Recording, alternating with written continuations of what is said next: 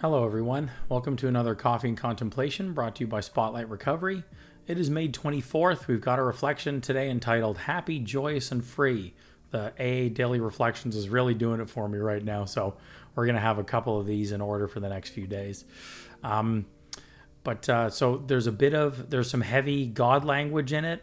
Please don't let that get in the way. We're going to dig into some other messaging in here and see what we get out of it, okay? So I'll put it up on the screen.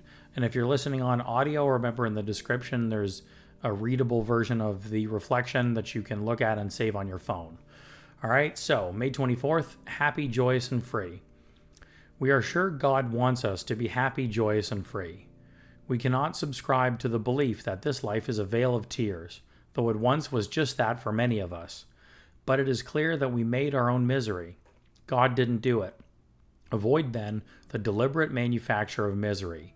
But if trouble comes, cheerfully capitalize it as an opportunity to demonstrate His omnipotence. From Alcoholics Anonymous, page 133. For years I believed in a punishing God and blamed Him for my misery. I have learned that I must lay down the weapons of self in order to pick up the tools of the AA program. I do not struggle with the program because it is a gift, and I have never struggled when receiving a gift. If I sometimes keep on struggling, it is because I'm still hanging on to my old ideas, and the results are nil. This inspiration is from AA Daily Reflections. Yes, this is a cute one.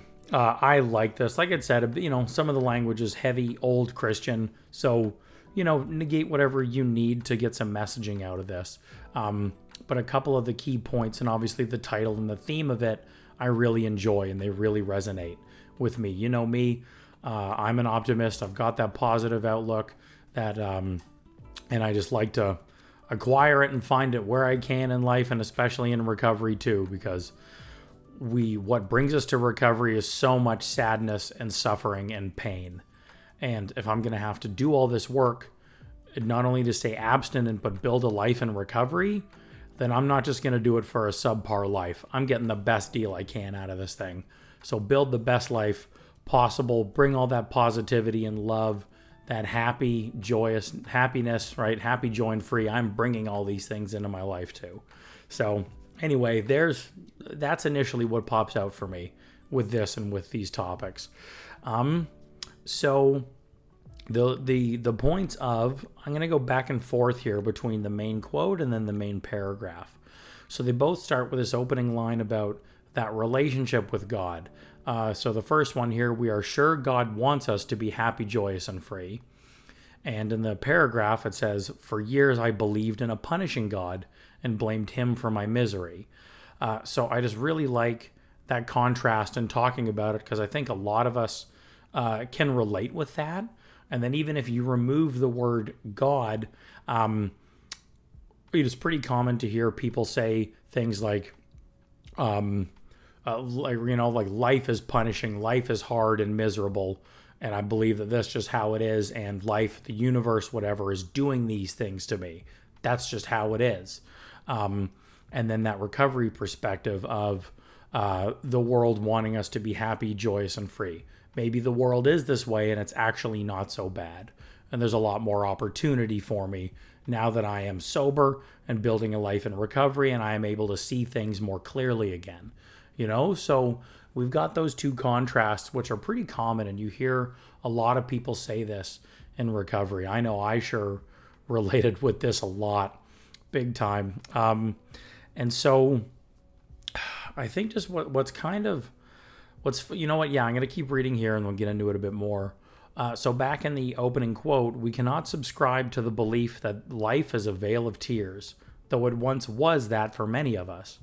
But it is clear that we made our own misery. God didn't do it. So that perspective too, and it's not all or nothing here, but being able to look back as we gain some sobriety, gain more recovery, and the ability to look back at our past lives, ourselves, our behavior, we're able to see all these spaces where we were contributing to our own misery. And I'm going to add another layer to that, where us being controlled by our disease led to that misery. Our disease made us miserable and added all of this negativity to our lives, right? Again, because we're our own person that has the disease of addiction. They're two separate things. We're not one and the same. So you kind of have three pieces to be able to look at here then. Some form of a higher power, God, the universe, life, the meaning of life, whatever it is, right? Ourselves and our addiction. So these three different pieces to be able to look at on how are they each contributing to our misery or to our happiness, our joy, and our freedom, right? So I like that they bring those points up, and I wanted to add that third one. And then this is a piece where we're really able to look at these things in our recovery just to further understand, learn more about ourselves, learn more about the disease, learn more about our relationship with a loving God. I mean, just these different pieces it just helps us understand. And that line of knowing is half the battle, I think knowing is more than half the battle, personally. Just that understanding, we can make more sense. We can see things clearly for what they really are. And we're then removing all of these old justifications and resentments that we used to use over, or that we can use to blame God or blame life and the world and say how miserable and terrible everything always is. It just helps us open up that thinking and that perspective and get out of this negative focused space and just to be able to see everything for what it really is, and as we talk about on this podcast, addiction's a disease of perception. So in order to combat the disease, I need to adjust my perception. So then taking these different approaches, being able to look at things like this, can help me perceive the world, myself, my disease, for more of what they really are. Okay, so there's one big piece out of this that I really like. So another one too, second half of this quote here, avoid then the deliberate manufacture of misery. Great wording. But if trouble comes, cheerfully capitalize it as an opportunity to demonstrate his omnipotence. So if you want, disregard the omnipotence piece, disregard cheerfully if you need, because that is not always the case. I can look at trouble and be like, well, this fucking sucks. And I can still try to capitalize on it, learn, grow, build that relationship with God, or again, the universe, my spirituality, whatever it may be. There's opportunity there.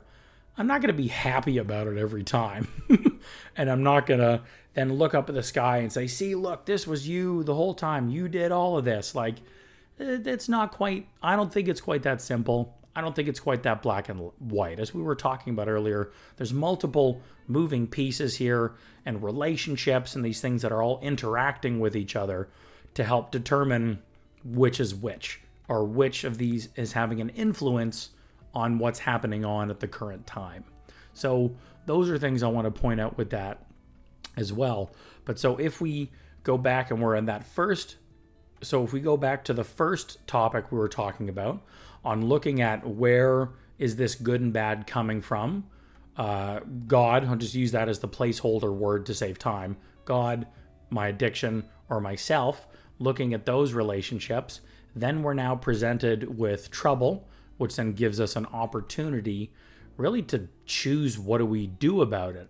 Now if we're talking like 12-step program, steps 2 and 3 are the concepts of having free will, self-will versus God's will. Well, trouble comes, we're presented with opportunity. We now get to establish free will being determining what we're going to do. And then also too, free will when we're in recovery, because then when we're in addiction, trouble comes, we have no establishment of free will. We do whatever we need to do to feed the addiction to cope, right? So again, taking that approach now, looking at these relationships, we're being in recovery, hope a little healthier, hopefully a little longer term sobriety or abstinence, or as we build these things, are now able to be exerting this will, making these choices. Do we capitalize on trouble? Do we see opportunity? Do we grow? Do we develop our spirituality?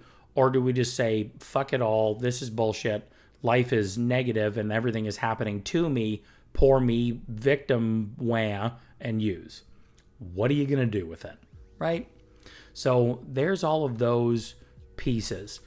In the second paragraph, I really like the language here. I have learned that I must lay down the weapons of self in order to pick up the tools of the AA program.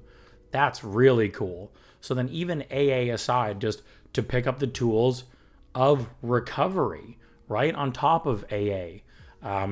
Other supports outside of that, relationships, family, friends, aftercare, treatment, therapy, spirituality, fitness, health, all of these other aspects of it. If we're still guarded, again, weapons, if we're still guarded in this fearful addict mindset and like self-centered fear and doing all of this, we then aren't creating space to let these tools in. I love that. Lay down the weapons, so empty your hands, and then pick up the tools with them now instead. Making that change. I really like that visual representation. So the more we are able to be introspective and let go with a little bit of faith, or wherever we're going to get our security from, is then what allows us to be able to let in new ideas, new suggestions, new ways of life, new perspectives, recovery perspectives, just making more room for recovery. We have to get out of the way a little bit and let go a little bit in order for all of these things to happen.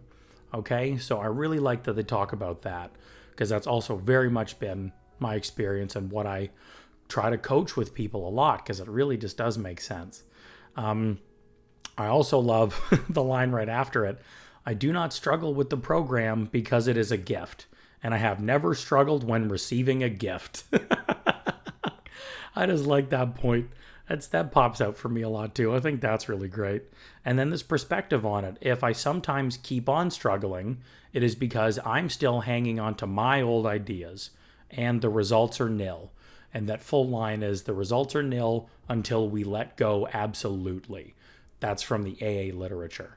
So anyway, they've got that cute little perspective in it too. And again, not full black or white on still hanging on to all my old ideas and all my old ways of thinking and living, like disregard the entirety of that thought, but hanging on to something. I'm hanging on to something that is giving me comfort, that is giving me security, that is making me feel safe. So whatever weapon that may be, I'm still hanging on to it. So again, really good opportunity to be introspective, to look at this thinking and behavior and challenge it and see what you can do instead. Okay, so there's those pieces that stand out for me that I really like. Now, I'm going to see if I can pull this off. Trying to put all of this together back with these themes around being happy, joyous, and free, around the concept of God or our spirituality of whatever that is. If you can just go on this ride with me here for a second, I really believe and have found that we're really able to kind of decide whichever of this is real or true for us, and then just make that the case. So it's synonymous with the thinking of the line, whether you think you can or you can't, you're right. Right? The concepts of self-fulfilling prophecy. If I think I can do this, then I can. If I think I can't do this, then I can't do it. So same with this. If I believe that God loves me, they love me. If I believe God hates me, they hate me.